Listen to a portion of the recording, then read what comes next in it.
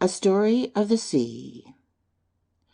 There have been mortals, favorites of the gods, to whom it was given to understand the language of the lower animals, and such I have ever envied, for beast and bird have seen and heard that which man knoweth not.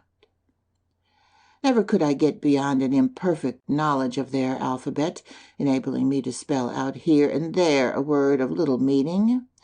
But the great ocean's never-ceasing speech was ever plain to me, and many a midnight hour I have paced the cool sands that girt my island home, and listened with reverential awe to the secrets it whispered to the sensuous southern breeze that kissed its bosom. Strange stories of wreck and wraith, wild wars and desperate deeds, mingled with those of love and honor, shame and sacrifice, crowding upon each other like specters in a dream. One night, when the new moon hung like a silver crescent pendant from Venus' flaming orb, in a summer sky thick inlaid with patines of pure gold, I heard the lazy waves breaking like slumberous thunder upon the long, low beach, and said, "The sea is calling me," and I went.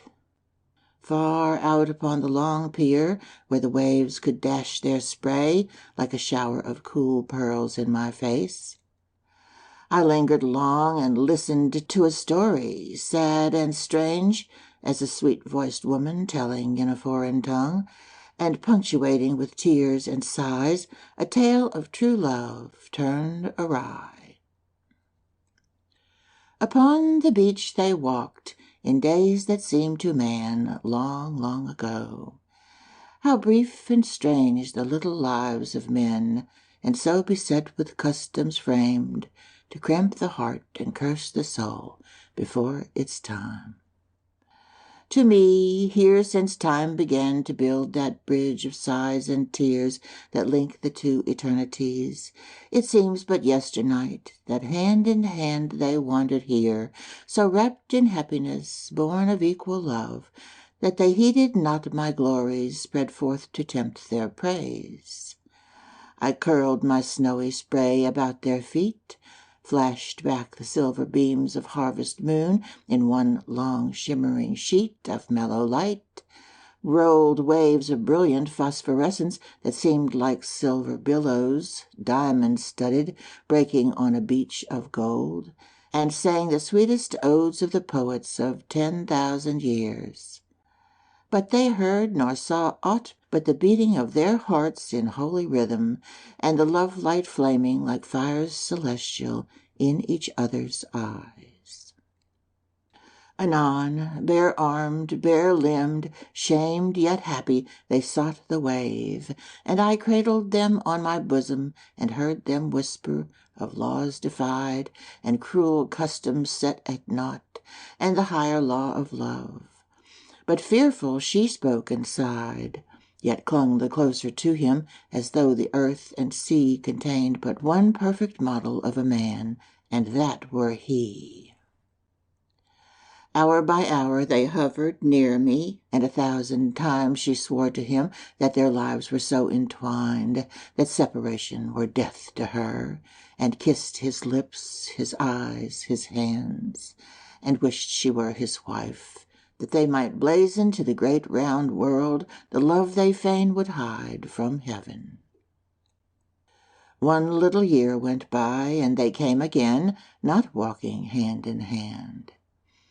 He spoke to her, and she answered with bitter scorn.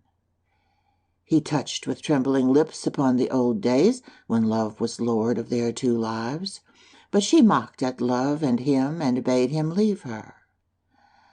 Then he that was wont to rule first learned to sue, and vainly, for her heart was cold as the ashes of long-forgotten kings, cruel as wintry winds blown across icy northern seas.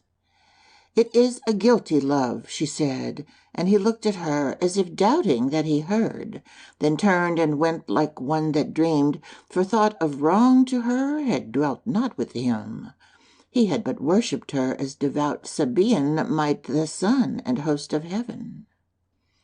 Again he came, but he was all alone, Long and lonely he paced the dreary beach beneath the wintry sky, until the cold mists seemed changed to mellow light, the stormy sky to one of summer, gemmed by myriad stars and queened by harvest moon.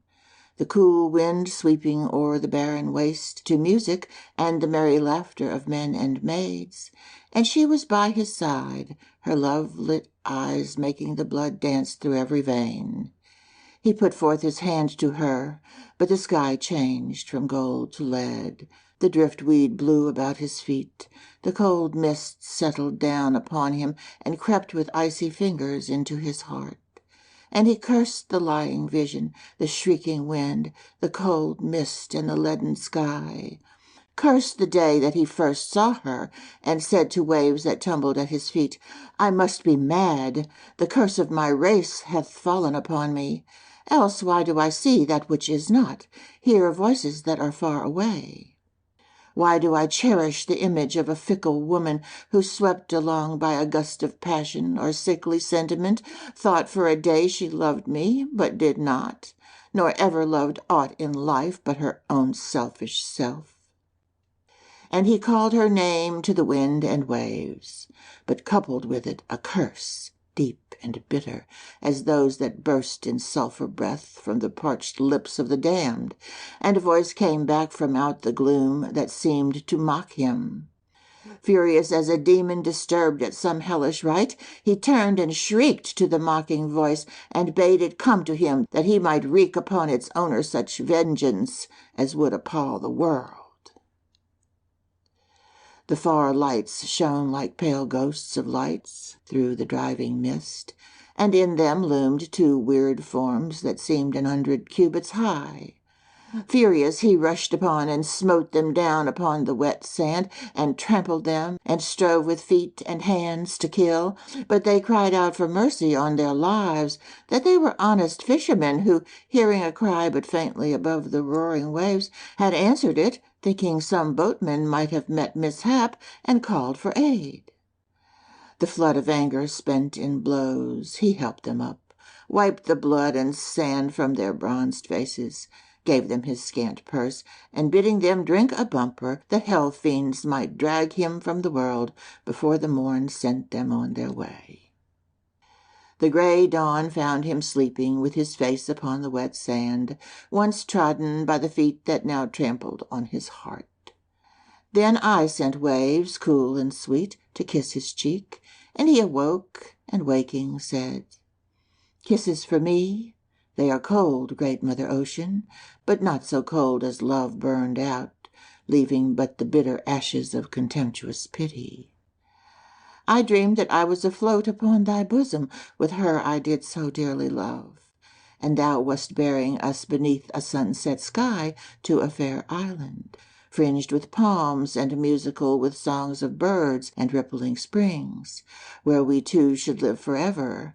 That as we floated thus, love's goddess descended from a golden cloud, and opening the white bosom of my bride, yet not my bride, took thence her heart, and pressed from it a black drop, that fell upon the molten sea, and taking form became a hideous monster that cried, My name is Selfishness, and vanished in the wave.